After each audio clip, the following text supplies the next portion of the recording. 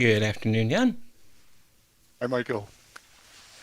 I started worrying about daylight saving time. Oh, yes, yeah. I said, no, I didn't miss it. Um, but okay. That's When true, when yeah. is it? That is going to be When coming is up it? soon. Is Uh, it in October? it should, yeah, it should be the end of October. I think, I think the Okay. last Sunday in October is where it tends to fall. Okay. We But, still have some time to worry about that.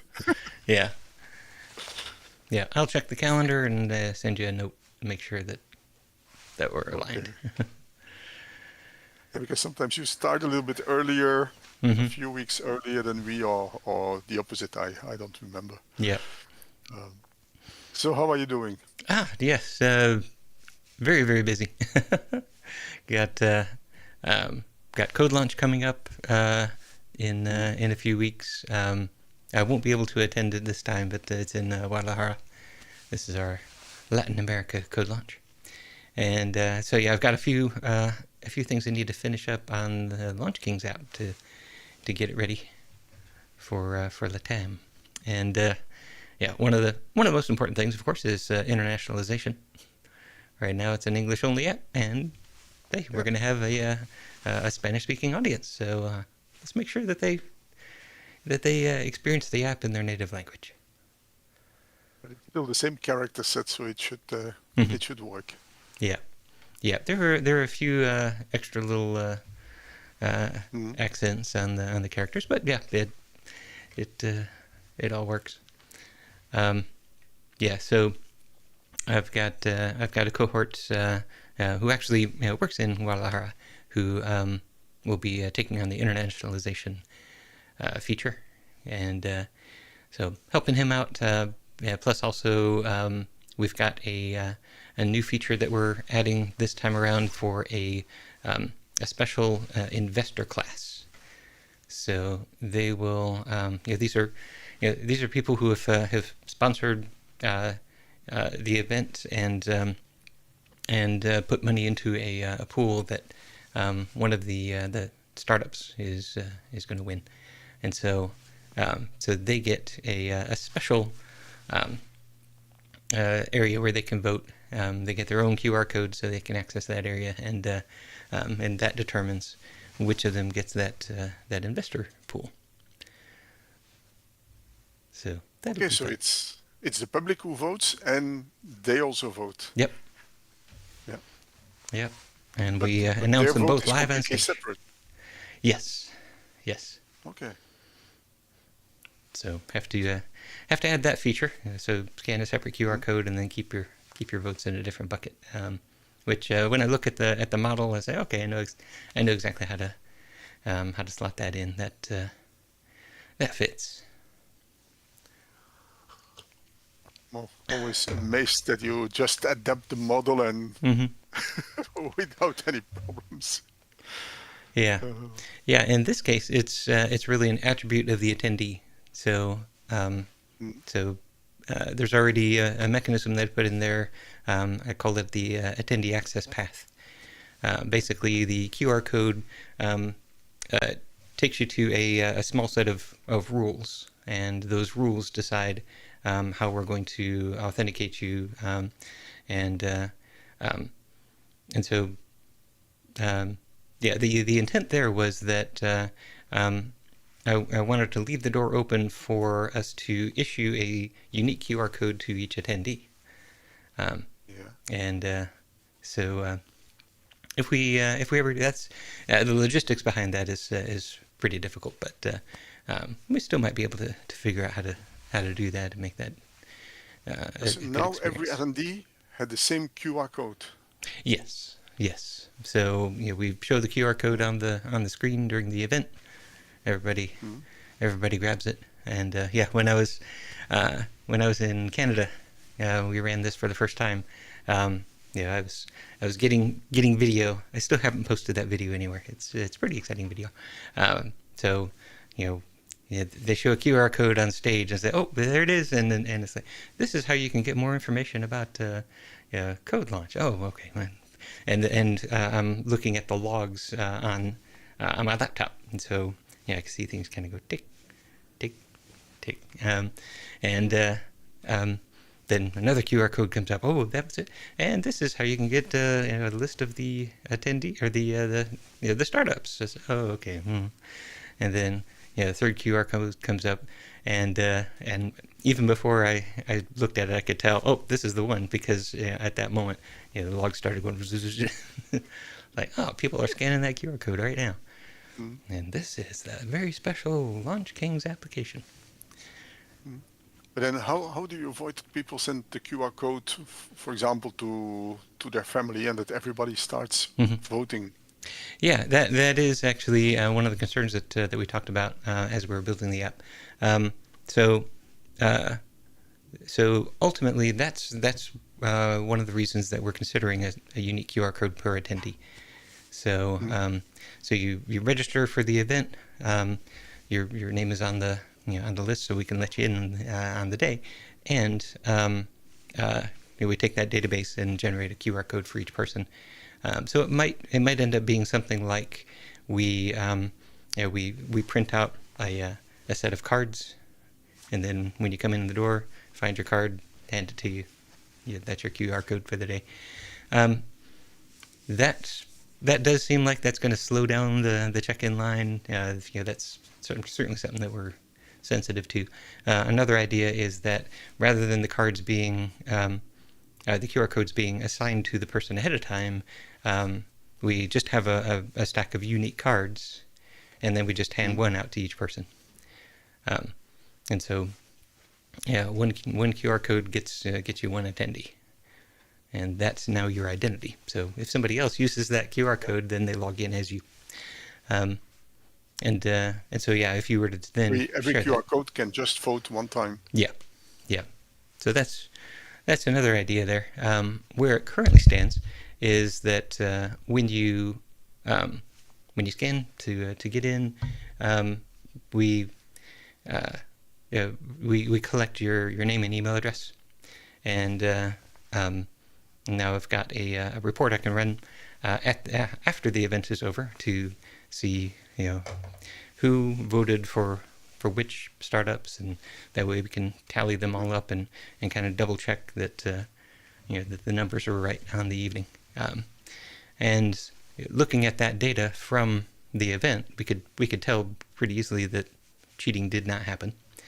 That these do a quick cross check against the registration. Yep, these were the people who were there.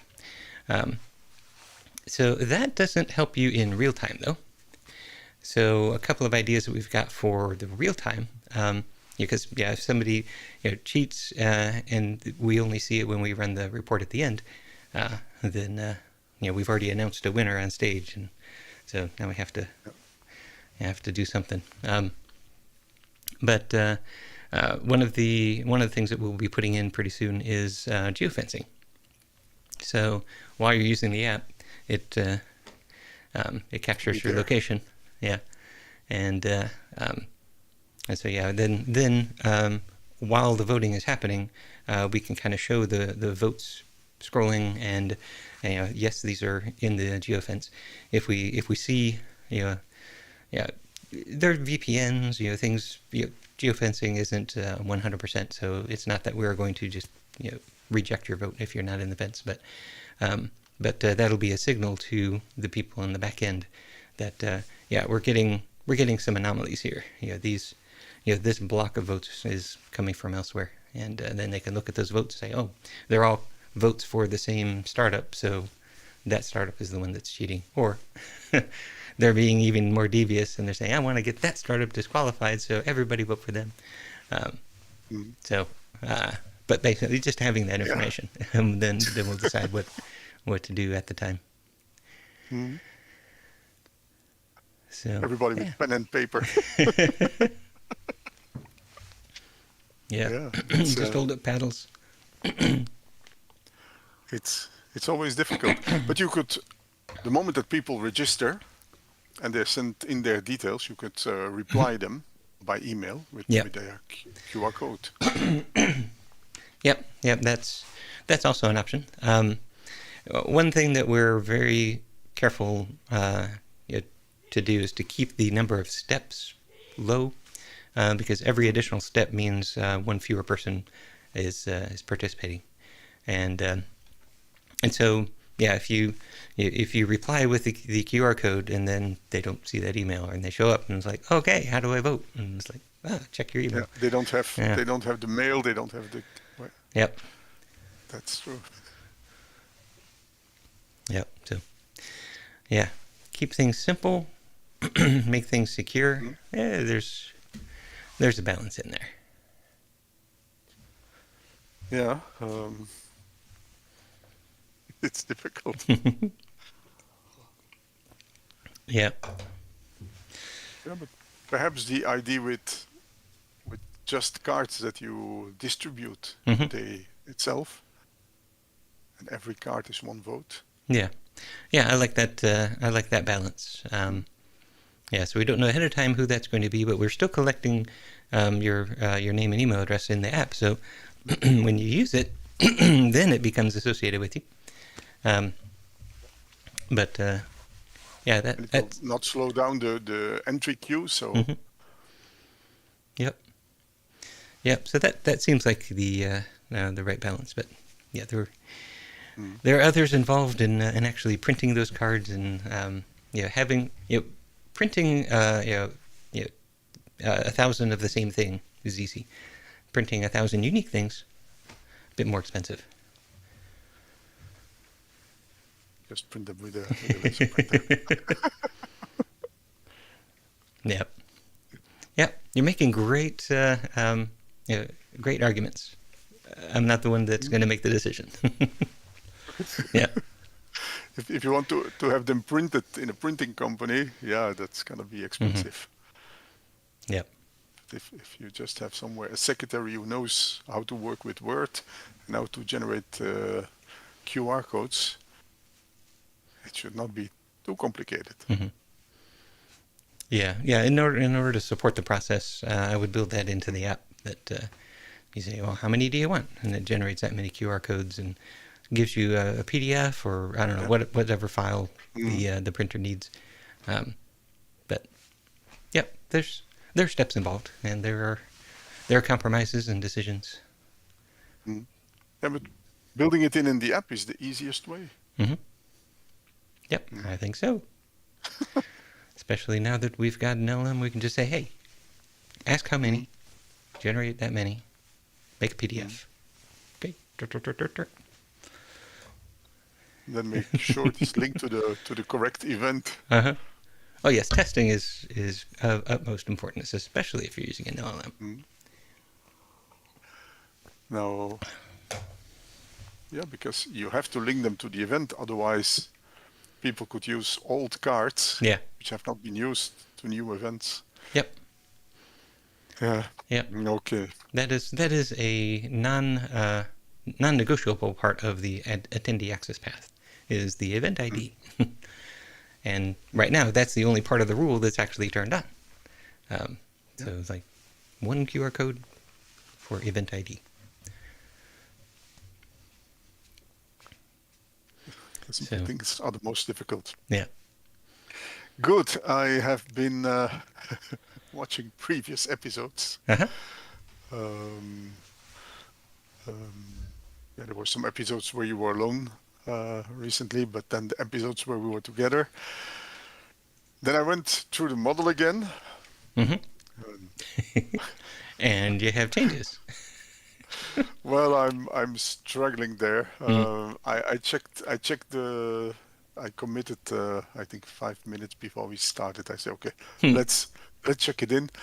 But even the simple things. Wait, let me show it.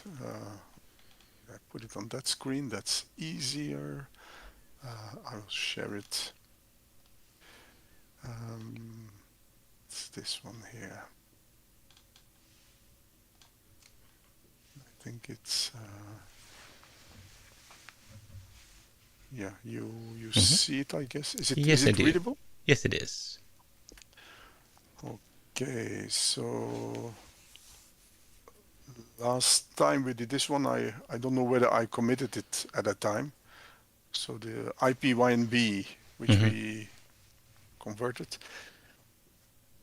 Then there was this. Why is that not? Why is that? Is there not a dot next to it?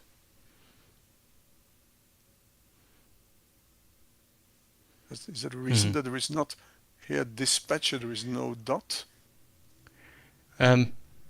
Yeah, this is showing the diff. So it hasn't opened the file itself. I'm not sure why. But if you click on the... Okay, yeah. It's okay. If you click, it came from there. Yeah, that's showing the diff, So what you did on that commit. Yeah. Yeah. So these were just the files that we. So here. So added the entire entire model render. Oh yeah, that was 2 times nothing, which I did last time. Mm-hmm. Just the part that was not rendered here, which I added.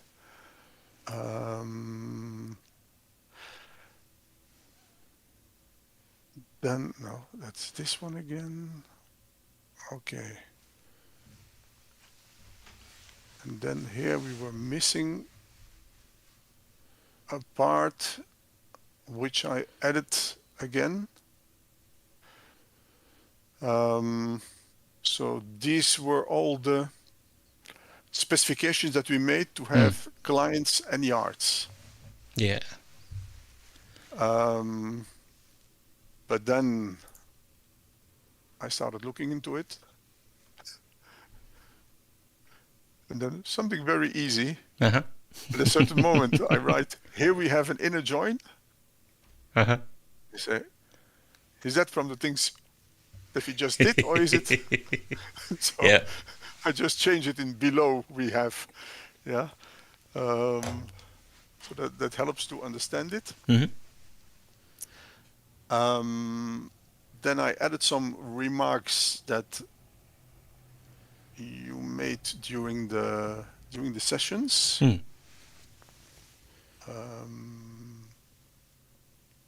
Like for example, right? Let's click this one away. Yeah, like empty collections not supported by Jinaga. The difference between what we did in Notebook and what we do in .NET with the observables, all that. But then there was a portion. No, it's not here. It's here.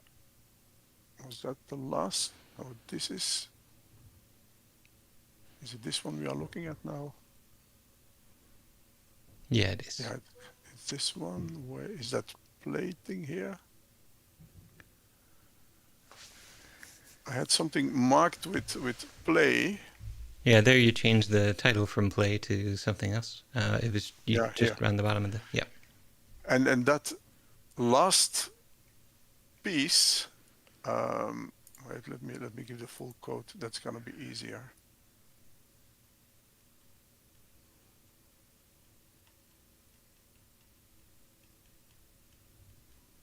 Okay.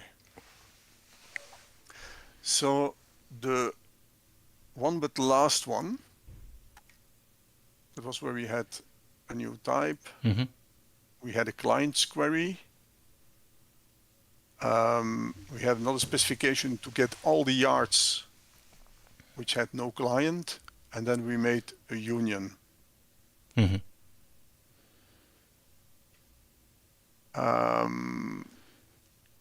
The problem there was that we didn't have the addresses. Right. Yeah. So if you look at that, it just says the client name and the yard name. And then below that, I had a small portion which was called play.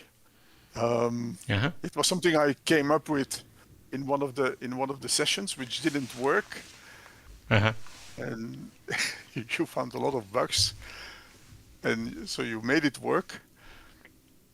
But then there are still things which I don't understand why I did it. So here I started with an auto join 2. While in the previous one, the match was just auto join. Yeah. Let's try to put them next to each other. Yeah, there's a split button on the there. If I can do it on 2 screens, that's easy. But in this small window, Yeah.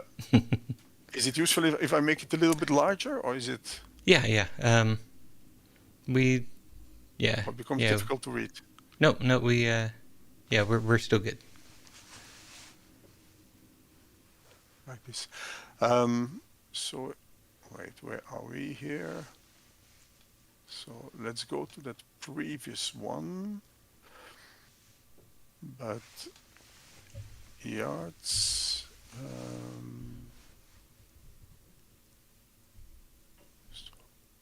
Here we had clients and supplier auto join 2.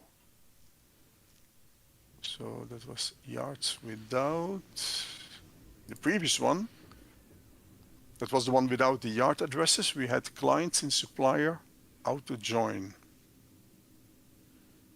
And that was one of the initial things we did, because it went through a lot of inversions. Here it is.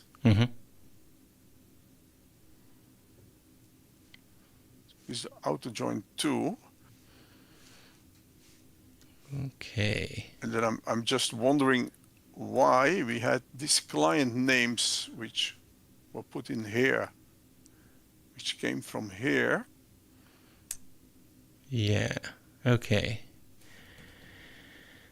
Yeah. So. And the type also was changed. Yeah, we have this yard type, but beside that there is. Okay. Well, let's start from the outside in. So in outer joins, we've got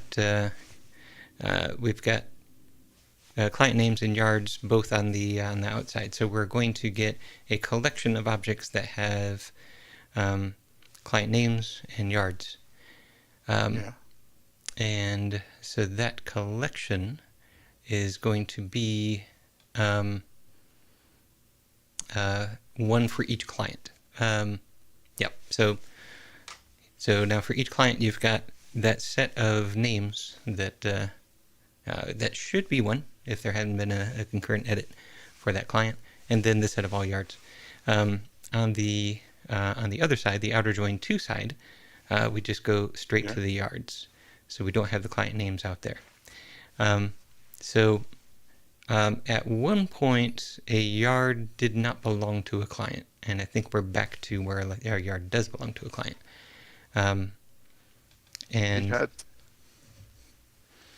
We had 4 clients, A, B, C, D, and we had 5 yards. Well, I can.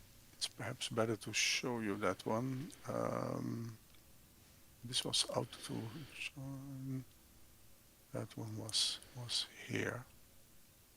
So we have client A, we have client B, C, and D. And D is the one who has no yards. And then we had 5 yards. A1, which belongs to client 1, client A. B1, which belongs to client B. Then B2, client B. B3C1 belongs to client B and client C. Yeah. And then yard we X, had yard X, the unhomed yard. Yeah. Has no client assigned. Yeah. Yep. So this was still in the old ID where we had unlimited clients, unlimited yards, and all the combinations. Yeah. Because meanwhile we set for a task will only have 1 yard. Yeah.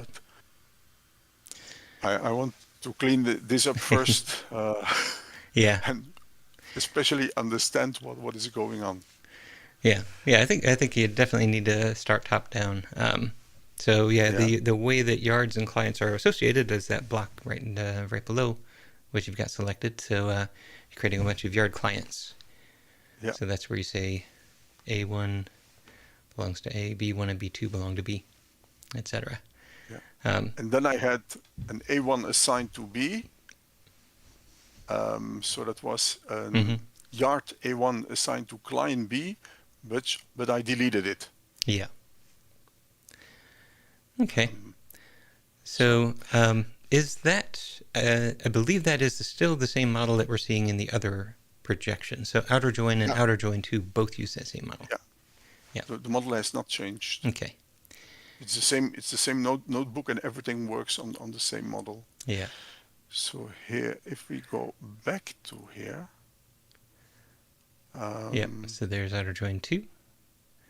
Yeah. Yeah. So yeah, with the difference between these two starts with the fact that that client names is up at the top in at the top level in outer join, but not in outer join 2, which I believe that having client names at the top level is what you want, because you're starting by getting a list of clients.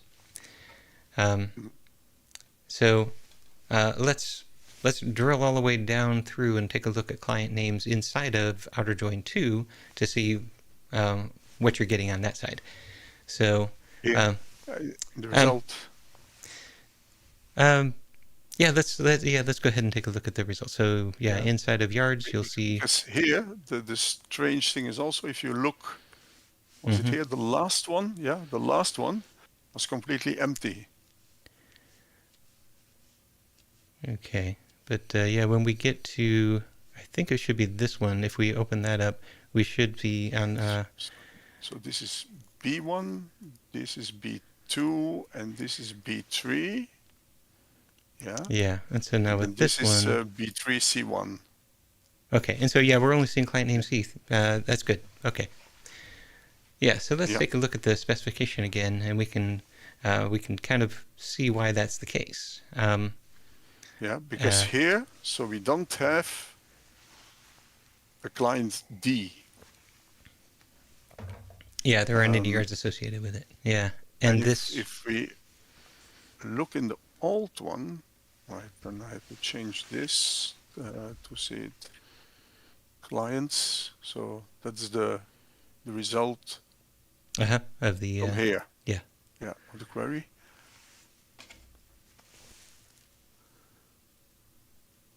Yeah, here there we've got client D with no yards. Yes. Yeah, here we have all the clients. Yeah.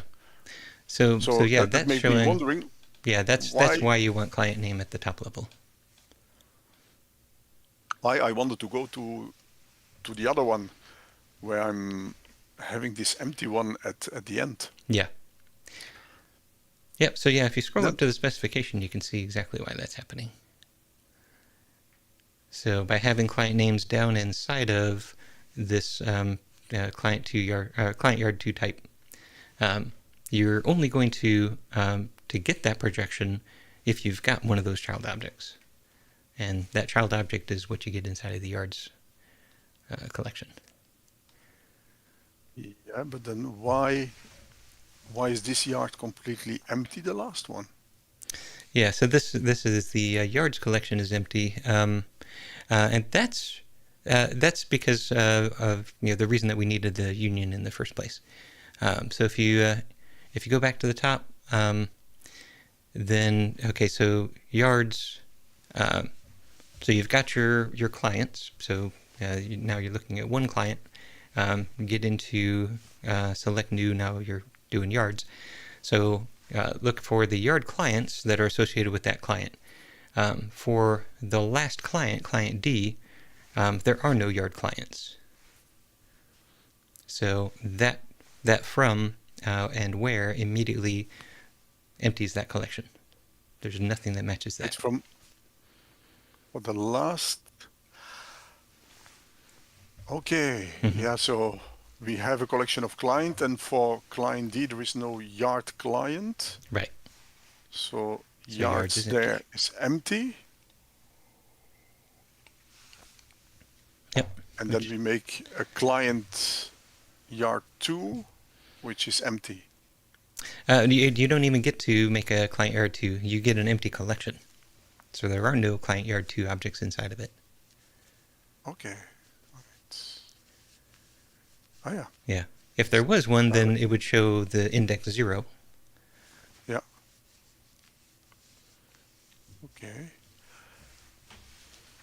And because here we have the yards then, and if we go lower,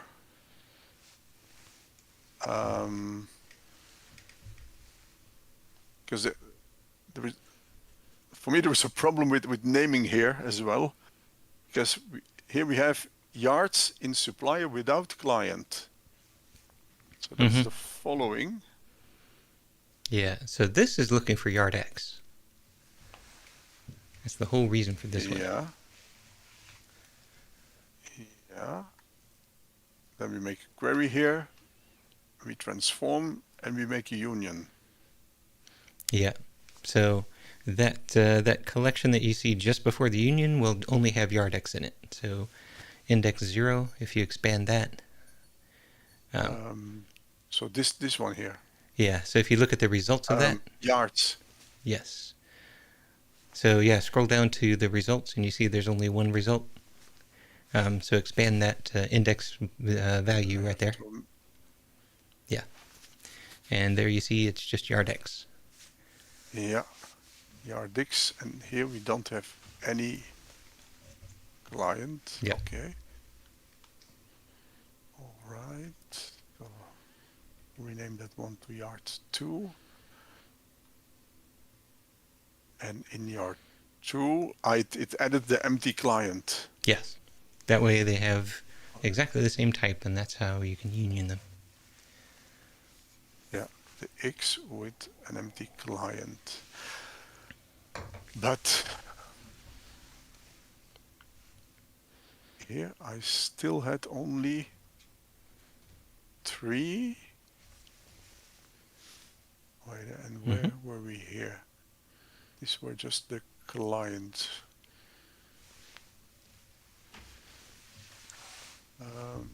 Yeah, that was the auto join.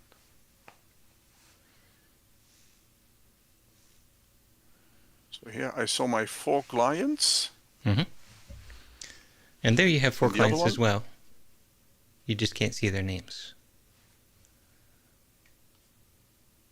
Wait, that was here. Yeah. Mhm.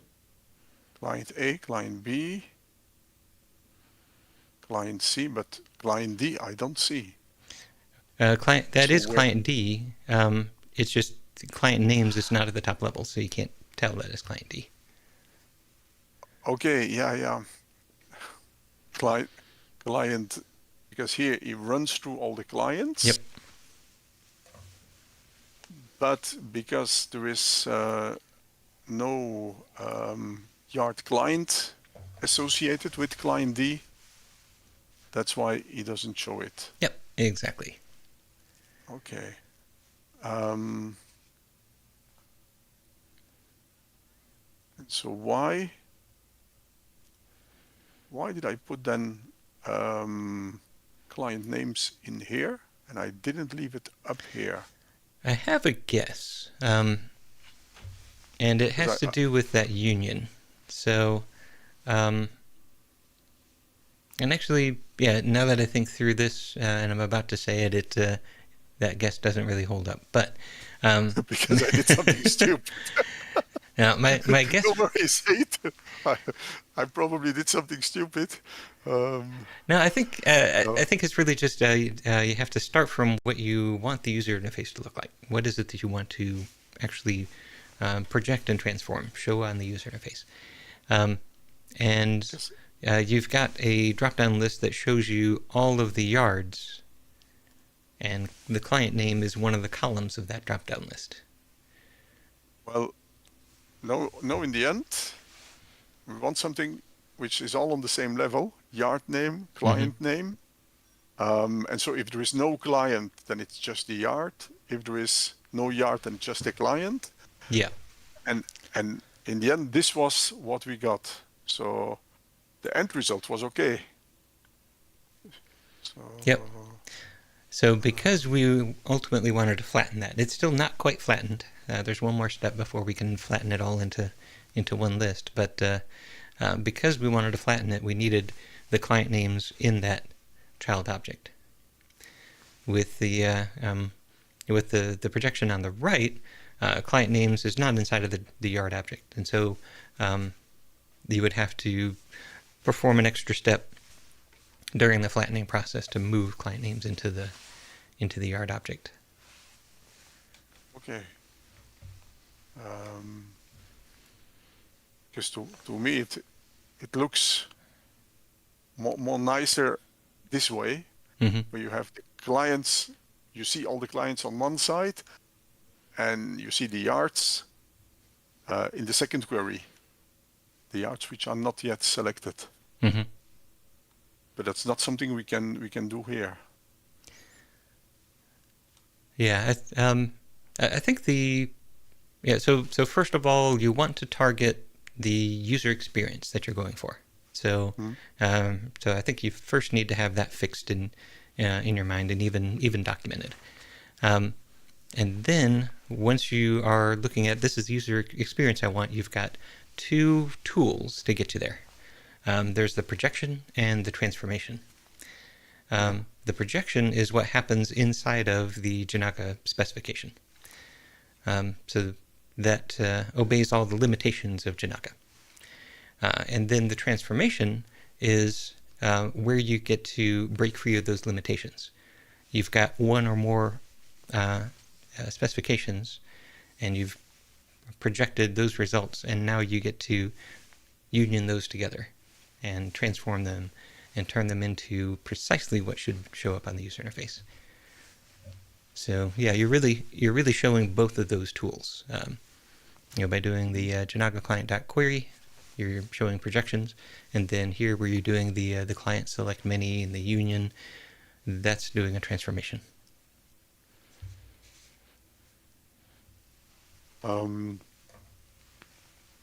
But so this is the best way to do it. Yeah, and I think yes, doing it as a two-step process is the best way to do it. And I think that what would make it easier to follow is to document it in the opposite direction. So this is starting from these specifications, and now we're looking at it after a couple of months of time has gone by and saying, well, why these specifications? And we're making guesses. But if instead you start with, this is the user interface. I'm going to show a list. It's going to have these columns, and these are the rules written out in prose about what's going to show up inside of that list. And then, starting from there, you can say, well, in order to fill up this list, I will need to run this query, and I'll need to run that query.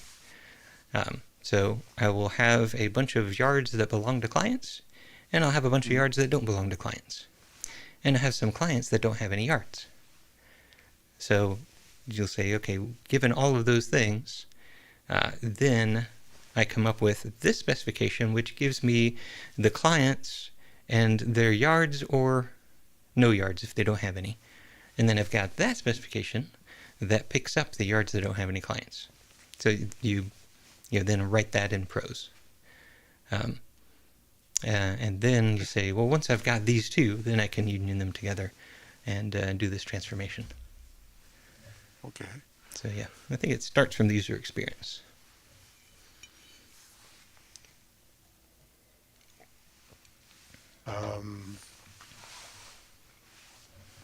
Is this also quite like clients in supplier, but eventually we are getting yards.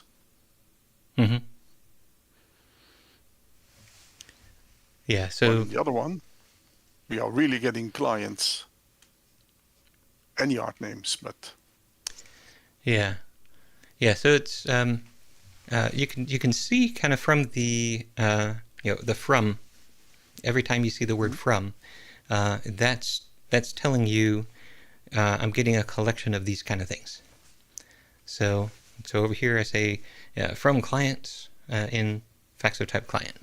So I know I'm getting clients over there. On the other side, you have a few lets, but it's from client and clients. So actually, I'm sorry, on the other side, on the right side, we're looking at a transformation. You can tell because it's after the Janaga client.query. So let's scroll up. Yeah. So here, from client in FACSO type client. So there you're getting a collection of clients as well. So both of these is giving you back a collection of clients. Now what you have for each client, that's what happens inside of the select new. So, okay. Document that.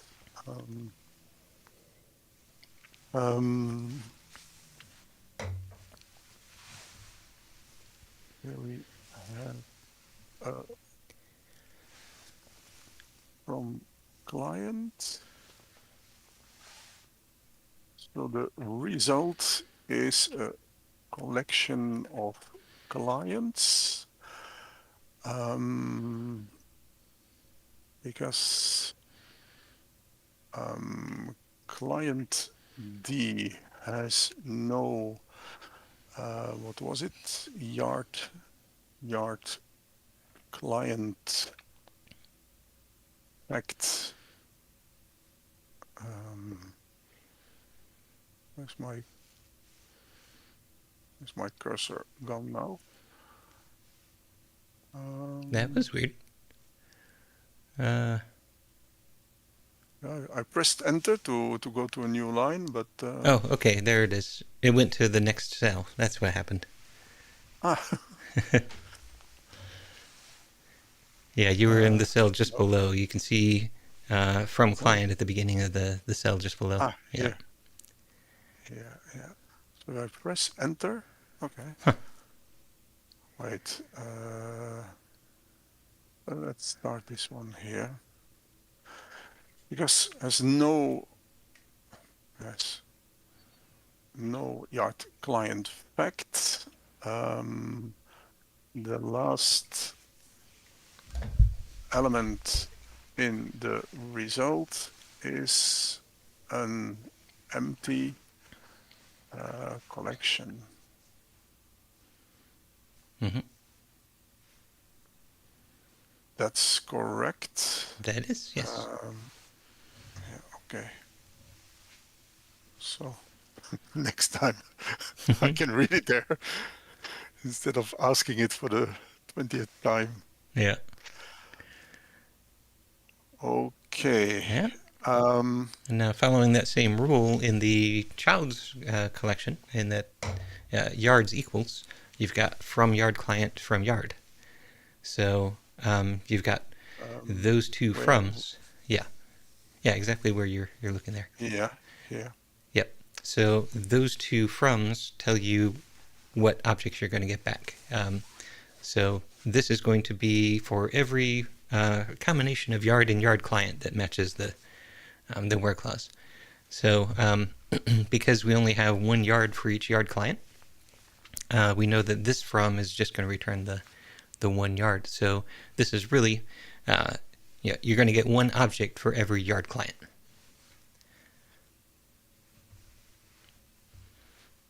Wait. I don't really follow here. So we have the from client, so that results in one element per client. Yep. A, B, C, D.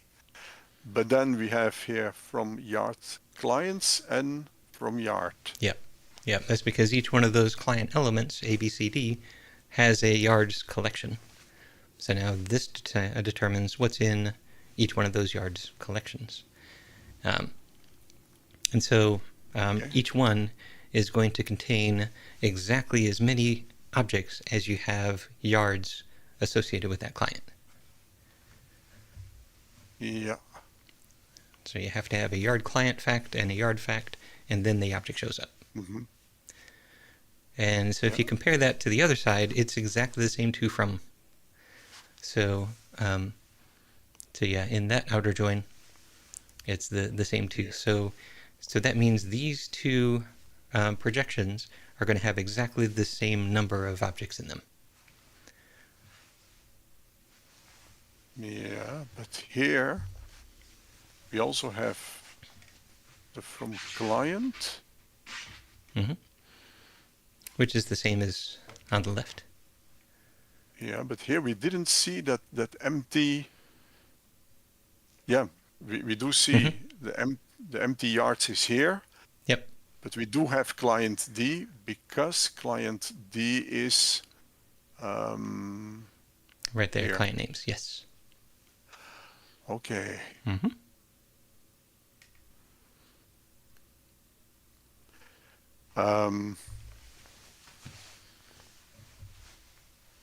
So if for this one we would start with this specification, what would we have to change here? So if we look at this structure, so we see the yards which have exactly the same structure, but we don't have. Yeah, go ahead and drill into that yard 0. But we added here a client name. Yeah, go ahead and drill into it and you'll see on this one we've got client names. Yeah, we have that one. And on the other one we don't. We don't have that one. Yep. Okay. And so later on, that's the yards.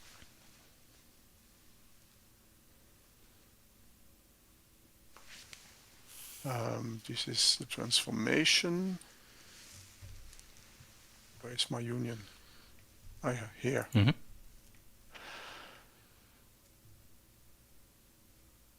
Okay, because we want the client name to be at the same level as the yard names. Wait.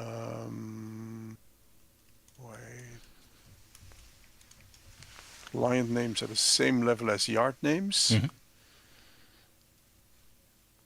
And where was it? Here. And here we don't have that. Right. And I think that's all driven by the user interface.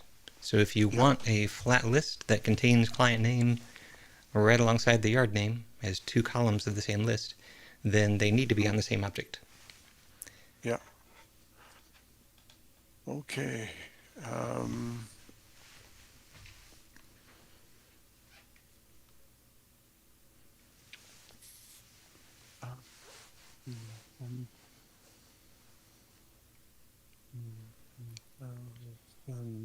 With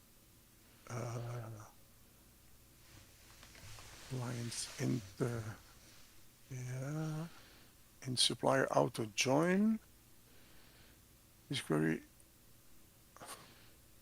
Yeah, that part is true. It's not as important as what we were just talking about, but yard this query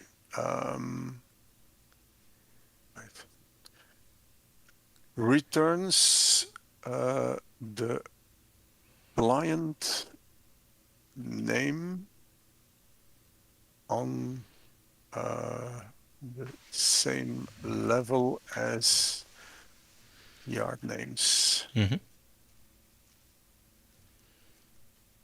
that was client names. Yeah.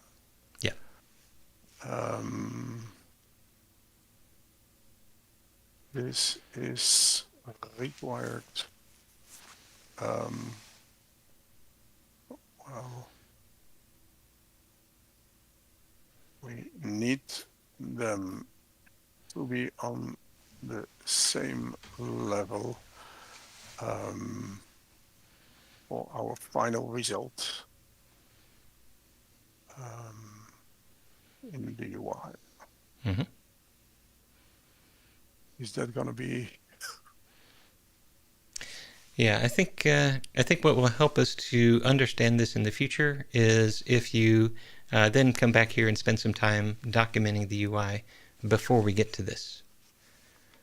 So in the Markdown section, not in the code section, create a Markdown block that maybe even have a screenshot or a mock-up of what you want the UI to look like. And then have some text in there that says that this list contains yards that belong to clients that have no yards, and yards that have no clients, and show an example of all three. Kind of outline, okay, when you've got a client with no yards, client name is filled in, but yard name is empty, and you don't have an address, and that's what one of those rows looks like. When you've got a yard that doesn't belong to a client, that's what that row looks like. It doesn't have a client name. And then, when you've got a yard that has clients, show 3 rows. This client has these 3 yards, and you see the client name repeated. Because when you start writing it, you have the user interface in your head, but later on when you come back to it, you don't necessarily have that anymore. Right, yeah. Yeah, so I think it needs to be documented, and it needs to be documented before you start to get into the details of specifications, yeah. Yeah, that would be easier. Was there anything I changed here? Yards. Was it here? Yeah. This one. Go back to, was that the client view model that he showed? Yeah, I think so. But of course you can take a look at the diff.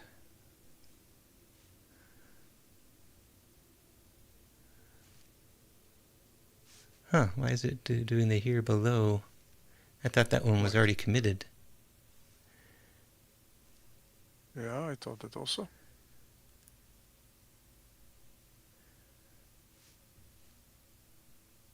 That is strange. Right. That one was already committed and even pushed. Yeah.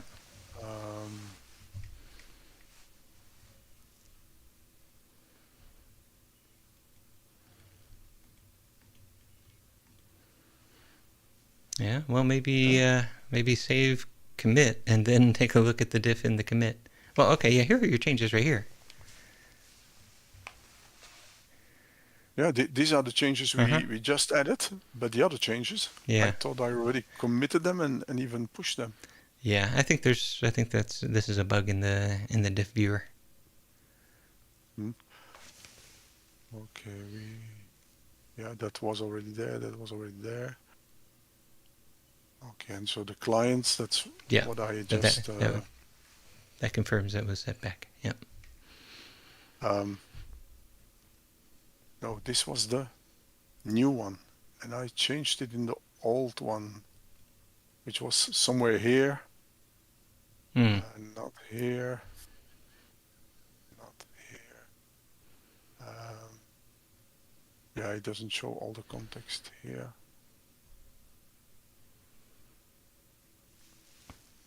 No, it must be...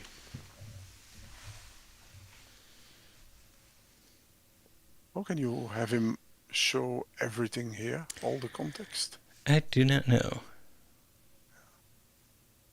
Never mind. Yeah. It's not shown, so it's not changed. More documentation.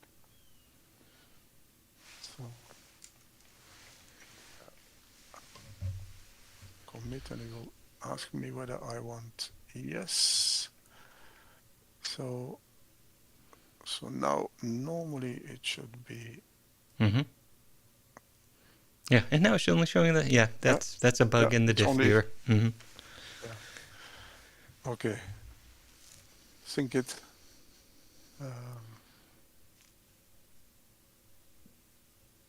Last time you told me you modify something immediately you commit it. Oh yes. Because otherwise I will lose things again. Yeah, but it's a good idea to put in a markdown section also the copy of the user interface. Yeah. Because the specifications, yes, they are logic. No, they are not easy. No, they are not. Nope. Perhaps one day I will change my mind. I hope so. Yeah. Yeah, and that's where I really want to where I want to get is I want the specification language to be a natural way for people to think about data. But yeah, it's got to be driven by the user interface. So yeah, this has been really helpful for me to understand where are the gotchas. Yeah, I would love to be able to put fixes into the library to make it easier for to understand. I think we're probably to the point where this has to be just education. Maybe tooling. Yeah, we haven't explored what's possible with Factual Studio. So maybe once the tooling is there, it can kind of guide you to writing specifications that give you what you want. But yeah, I think this is just a skill that we need to exercise. And the few things that was it that we discovered in the few sessions ago, which I added here. Okay, so for example, Jinaga doesn't support IEnumerable here. Yep. So that was one. I tried this one. So last time we switched to null, but this one works as well. Okay. So an enumerable.empty as queryable works as well.